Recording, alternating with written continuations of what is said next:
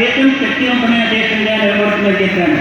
దానికి తగ్గట్టుగా మనం ఏం చేయాలో మన సనాతనం ఋషులు ఒక్కటిచ్చారు. దేహో దేవాలయ ప్రోక్త మురళీధరరావు, దేహో దేవాలయ ప్రోక్త, దేహమే దేవాలయం. It is about of the lord, moving about, కదిలేటువంటి దైవాలయం. మాస్క్ అనుకోండి, చర్చ్ అనుకోండి, గురుద్వారా అనుకోండి, బౌద్ధ ఆరామం అనుకోండి, మీరు ఏ దేవుణ్ణి ఏ రూపంతో చేస్తున్నారో ఆ దేవుని యొక్క ఆలయంగా మీరు భావించండి. లేదు మేము నాస్తికులు అనుకున్నారనుకోండి. ఒకనొక శక్తి యొక్క కేంద్రం మనం, మనకి దైవం ఎదిగి దాటి కలిసి మనమంతా భారతదేశాన్ని శక్తివంతం చేస్తున్నాం. భారతదేశం ప్రపంచానికి శాంతినివ్వాలి. ఒక్కసారి ప్రపంచమంతా ఈనాడు చూడండి, మీరంతా మేధావులు కాబట్టి రాజకీయాల్లో ఇతర రంగాల్లో ఉన్నతమైన స్థితిలో చక్కగా ప్రపంచానికి కానుకలిస్తున్నటువంటి వెలుగునిస్తున్నటువంటి వ్యక్తులు కాబట్టి ఆలోచించండి. ఒక్కసారి వినండి పాట.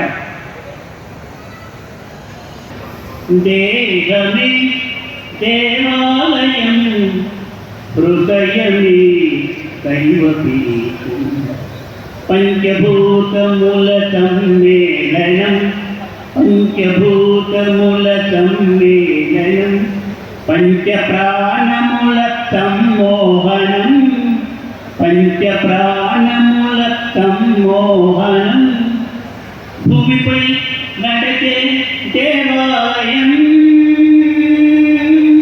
భూమిపై నడచే దేవాలయం అద్భుతములలో పరమాద్భుతం అద్భుతములలో పరమాద్భుతం దేహమే దేవాలయం హృదయమే దైవపీఠం. మనకిది ధర్మ సాధనం,